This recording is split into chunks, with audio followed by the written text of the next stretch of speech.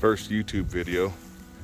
We're doing a fire pit across the street from our neighbor, Ed and Becky. That's their house. Our house is over there.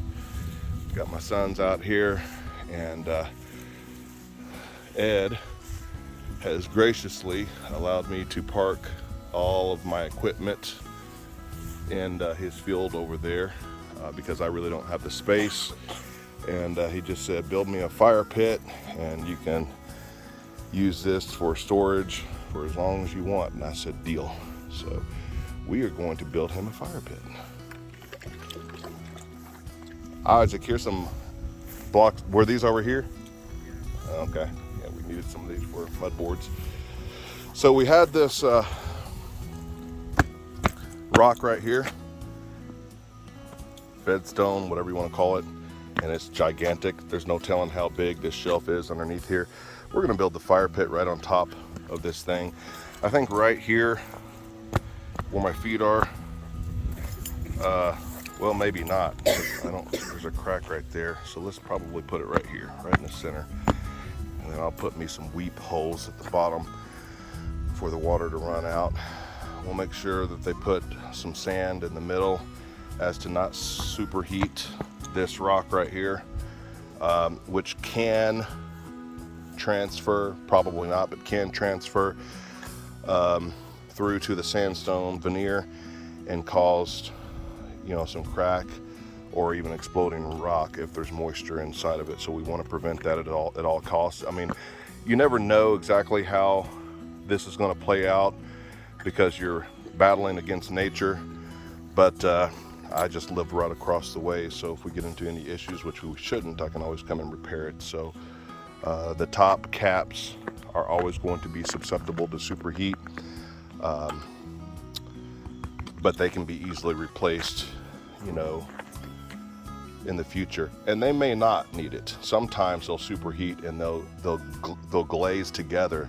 The layers of sandstone will glaze together and make a rock that's as hard as granite. Sometimes not. It just depends on the layer of the rock. And the caps we're going to use are right here. So as you can see, I put this material over here a long time ago.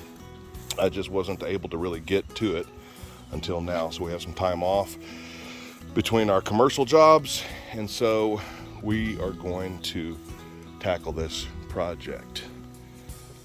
That is Azog. That is our Romanian, actually Russian CAO, but he is a Romanian import. I should say it like that. This is my son, Jonah. Jonah, say hello. Hello. This is my son, Isaac. Isaac, say hello. Hello. This is my son, Eli. Eli, say hello. What's up? That's my truck. That tan one there is Isaac's, and Eli's is the red. Got a little job trailer over here. This is beautiful country over here. I told Ed if he ever decides to sell this to hit me and Michelle up, my wife, we would be interested in purchasing. So, but for now, we are going to start on this fire pit. All right, so what we're going to do right here, this is the very first phase. We are going to establish the circle that we're going to do, the radius here. And we just put a screw through a board, and we're going to pivot it as we trace with a Sharpie, and that's going to give us a perfect circle. And the fire brick will be on the outside. See, I have the pivot point right there. I put a little Sharpie point. Put that screw back in there. Azog, get away. This is our dog Azog, as we mentioned before. He's a 7-month-old Russian CAO. So he's still a puppy. He is the joy of our heart right now. The other dog is Nixie. She's a little Jack Russell Rat Terrier mix. All right, so we're just gonna trace this on around. There are many different ways you can do this. This is just a simple country boy way. Uh-oh.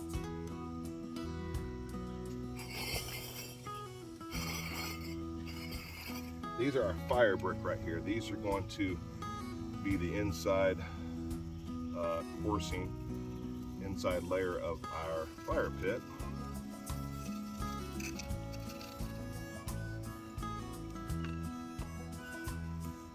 they can take a whole lot more heat than other type of masonry materials. You use fire brick and fire clay, and then you can veneer the outside of that with your stone of choice. So there you have it. That is your fire pit circle, your radius. And now, all right, so we have our bucket of water here, and I have parged this fire brick on the inside to fill all the cracks and to give it a German smear type look. It's not really going to matter once Ed, our neighbor, starts burning a lot of wood through the years. It's going to get rustic looking on the inside anyway. But to start out with, we used a fire clay type S mortar mix. I mixed the type S mortar with the fire clay, and this is what we laid our fire bricks with. Now I will come back and fill all these pie slices in with pure fire clay.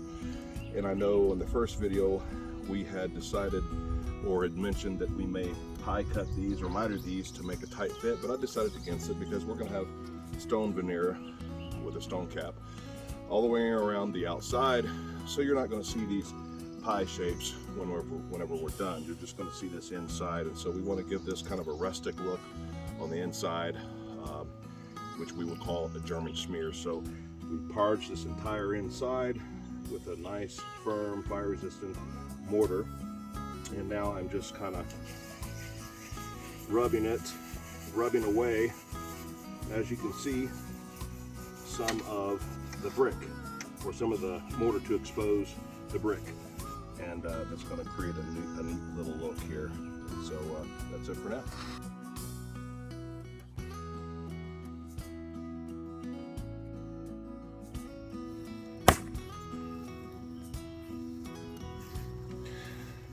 So Eli is busting up our blue smoky blue stone, however you want to call it.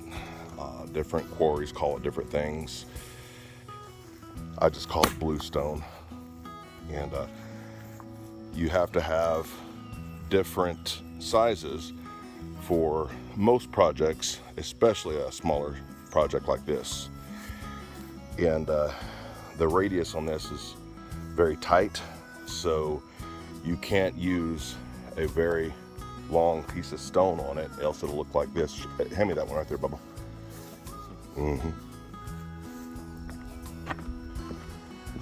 And so basically you have that right there. That's almost usable for this tight radius, but you see how the middle is up against the stone, but you have gaps right here.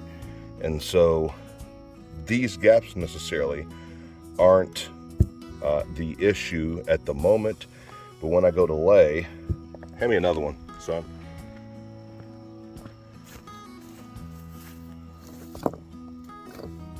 Thank you. When I go to lay,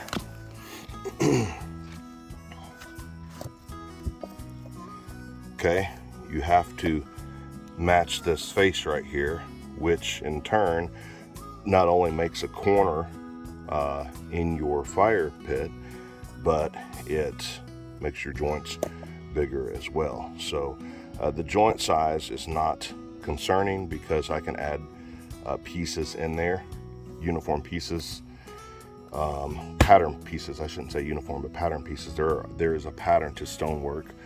A lot of people don't understand that. There's buku different patterns, but the main thing is the corners. You don't want corners all throughout this thing. There will be some to which later we will go back with the hammer and chisel and knock these off, but I prefer less corners, so you're going to have to shorten your stone up on this. You can use longer stone if you want to go back and do a lot of hammering and chiseling when you're done.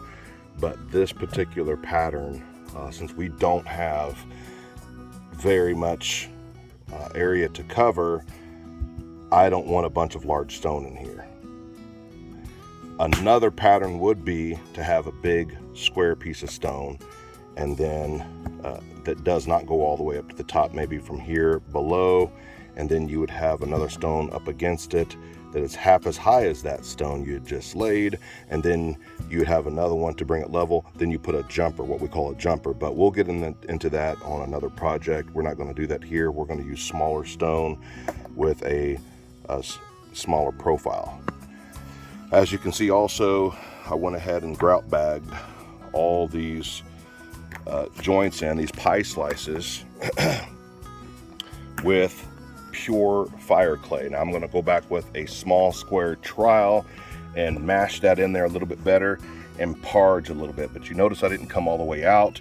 That was intentional because this fire clay mixture is not nearly as strong as the Type S hybrid mortar mixture I'm going to use. I'm going to use a Type S mortar and add Portland to it, and that is going to make it extremely hard mortar, and I want it to bite the rest of these pie slices as to bond these fire brick together. So that's it for now.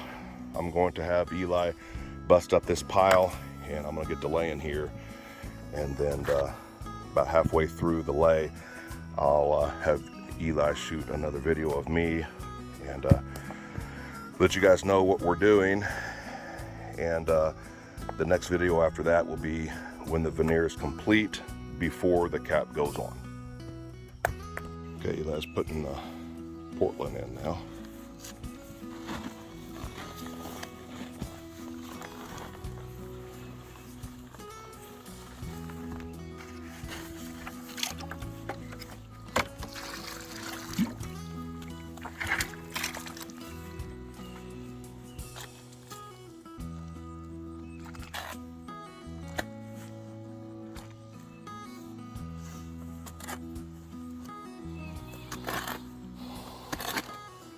Your Portland cement is what makes all mortar and all concrete work.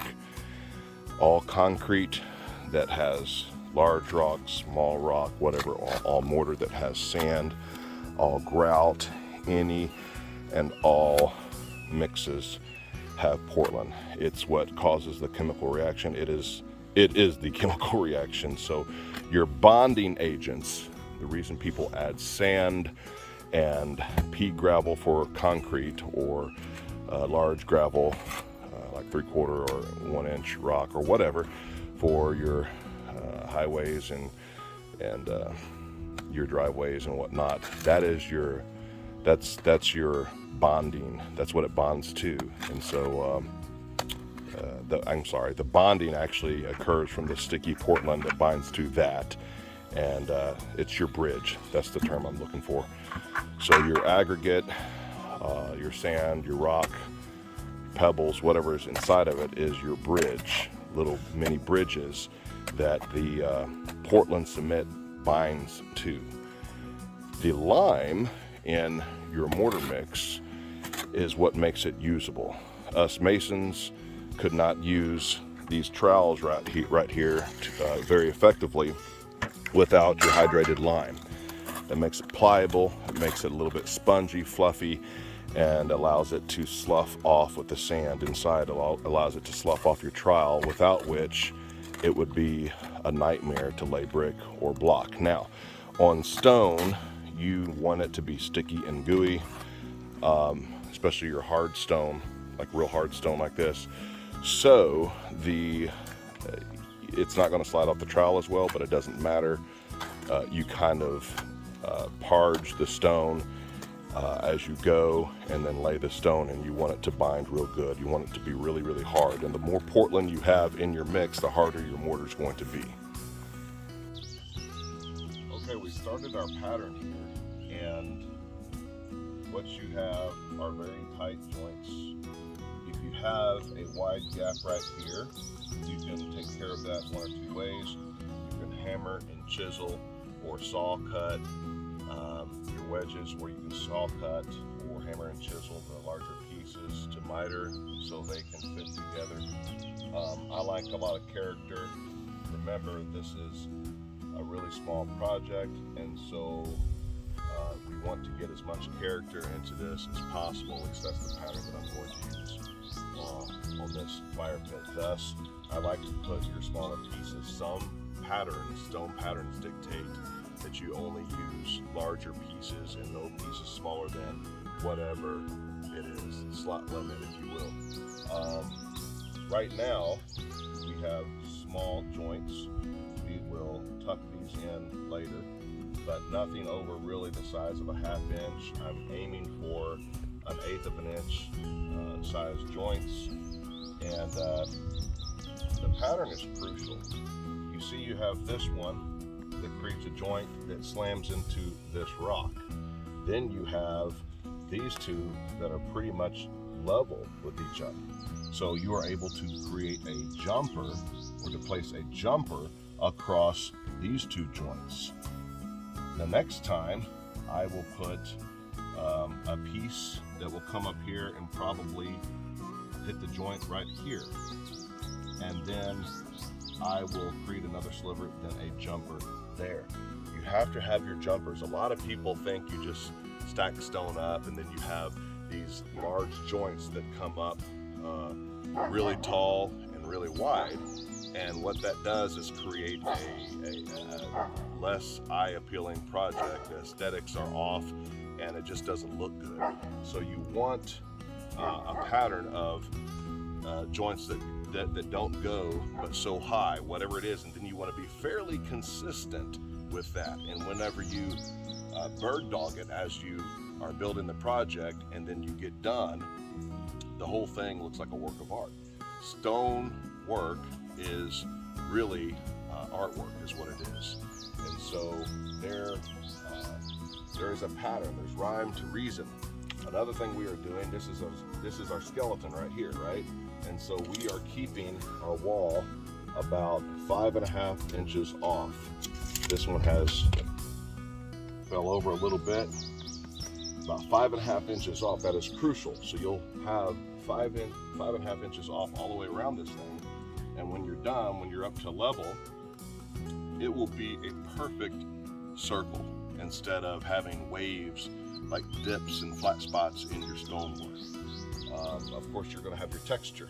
That's what you want. It's stone, but you don't want everything nice and curvy, and all of a sudden you get something that's like a board that goes straight across. I see a lot of stonework that's like that, and that's not correct. And so our next piece, I've been hammering and chiseling on this right here. Our next piece will go something like that. But as we are turning the curve, this was a square piece of stone, and so it had a corner that jutted off here. And so I am taking my hammer and chisel, and I'm working this edge right here off to have a nice, even curvature. Now, never do this without your glasses. You will be blinded in a matter of, well, whatever. It's not a matter of if you will be blind or go blind, it's when. If you don't keep safety glasses on while you're cutting or while you're hammering and chiseling. So I'm going to go ahead and continue. My chisels in my box have disappeared. This is a wide chisel, almost a brick set. This is the improper tool for this. You want a more narrow chisel for this kind of work. It's somewhere in the trailer, but this is what the boys could find, so this is what I'm going to use for now. We'll be all right. But for the sake of do-it-yourself video or whatever, I'm going to go ahead and use this to show you about what you want to do. If I had the proper chisel, you would just do that, and you can see chips falling off.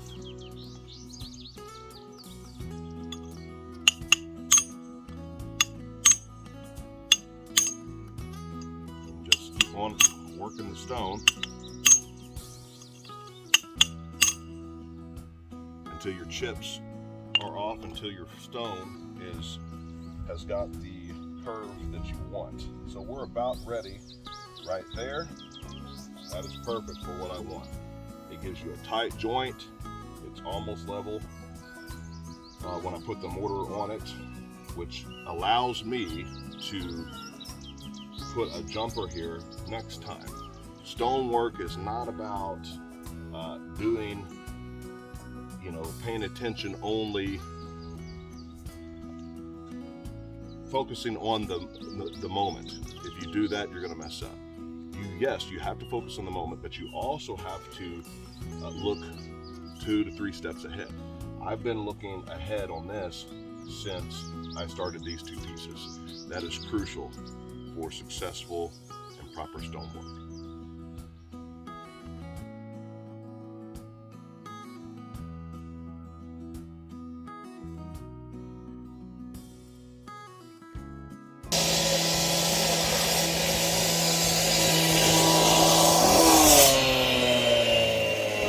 Trying to sneak in a little video about him watching Jonah and Eli. Jonah has unlimited stamina. Eli has the power. Jonah has unlimited stamina, and I mean unlimited. He just does not tire. And anything he does, doesn't matter if it's the gym, if it's running, if it's working, it's incredible. I've never seen stamina like that. I wish I had it, but even when I was his age, I didn't have that kind of stamina.